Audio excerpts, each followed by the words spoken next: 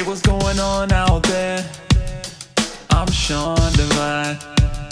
And if you wanna sound like this, stay tuned, cause it's real time and it's live, and I'm going off the top of my mind. All the way from the start, I can feel it in my heart, like all the way from the start. All right, so we're going to be designing the ultimate tracking template today, utilizing the new version of Wave's Studio Rack, which there is so much powerful stuff packed in here that cater itself extremely well to getting the best performances and really inspiring the artists or yourself to hear themselves in a mixed, polished light. So you'll see I've already got Waves Tune Real Time, a gate, a compressor, EQ, as well as Sibilance Live, which this is a live version of Sibilance, allows us to maintain 0 latency. So you'll see with this chain right now, we have a whopping 0 milliseconds of latency when we're monitoring, which is really crucial when we're tracking.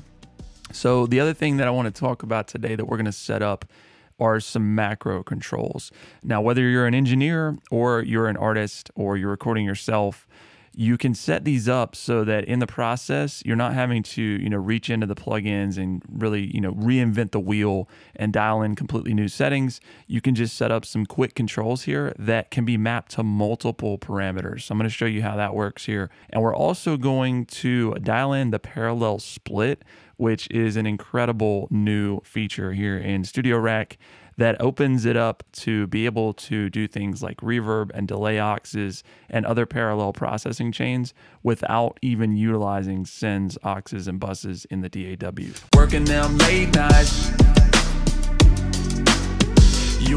I've been putting in overtime. So let's go ahead and start setting up some macros here for this preset. I'm going to just go ahead and open up Waves Tune Real Time. And what we'll do here is I'm just going to go to Assign and we'll click 1. And I'm going to map this to speed and note transition. So when I move this macro now, we'll be able to control both of those at the same time. And if you want, more of a natural sound while you're tracking, you can slow that speed down just to give it less of a robotic sort of effect. So you'll notice with the macro set up this way, it kind of makes more sense that the speed would be the other way around. So all I need to do here is just go to Edit, and then we're just going to swap the min and max for both of those.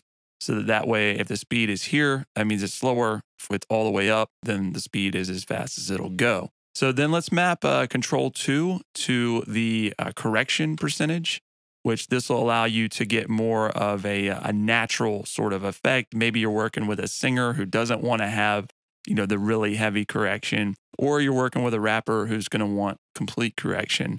So we'll go ahead and map that. And then let's go ahead and go back to the edit menu, and let's set our min max controls for that to, let's say, 50%, which means that we're going to be blending half the dry signal and then half corrected. And then let's swap the min and max. This is 100% correction, and this is going to give us a more natural sound. So we'll call this control Naturalize. So you see, you can get creative with how you're mapping these things in a way that's very personal to how you're going to be tracking. Drifting further every day is a new way, and maybe we'll find out one day.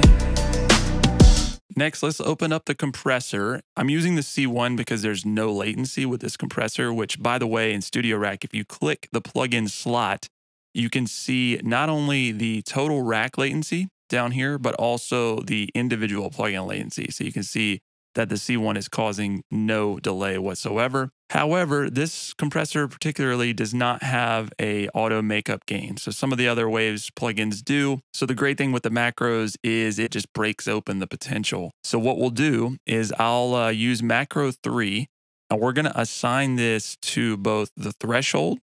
So as we bring that threshold down, obviously we're going to get more compression, but we don't necessarily want our level to get a lot lower in terms of tracking because we want to still be able to hear ourselves. So we'll do the threshold, and we'll also map it to the makeup gain. So as I bring down the threshold, you see that the makeup gain is going down. So that's actually the opposite of what we want to do. We want to introduce more compression and have the makeup gain come up. So it's acting as an auto makeup gain. So all we need to do there is just once again go to Edit Macro, and we're going to swap the makeup gain. And then we're not going to need this much makeup gain. So let's just say the min makeup gain is going to be 0, and the max, let's just say, is going to be 30. And then for the threshold, let's just say wherever it was where we're getting just a little bit of compression, kind of where that starts engaging is at like minus 25. And then on the max, we'll put, say, let's just move this down and see. So if we're getting like 12 dB of compression, that's quite a lot. So that would be the max. More compression, we're getting the makeup gain. So you hear our level is staying pretty consistent.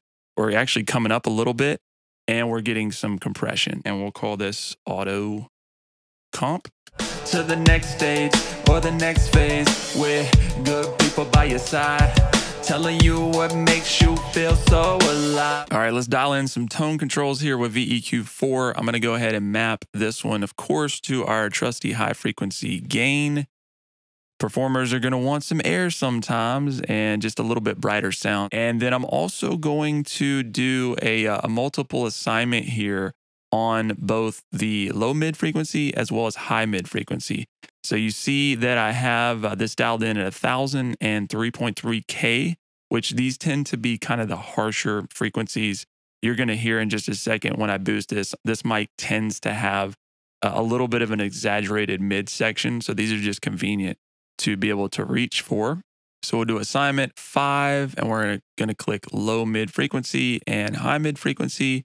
So now when we move that macro, it will control both of those. So you can see when I bump that up, get some more harsh there. So we'll just bring that back, and we'll call this harshness, which brings us to the most exciting thing here, which is the parallel split mode. So if I click the parallel split, what we're going to do is just dial in a reverb, a delay, and maybe something fun like a chorus effect or a doubler. So let's go ahead and we'll turn on 2, and we're going to turn that down because right now it's just acting as a parallel chain. And we'll go ahead and put on reverb, and then we can mix that in accordingly. So you see with this fader here on this parallel split rack, it acts just like a send or a bus and an aux would in the DAW, but I didn't even have to set that up.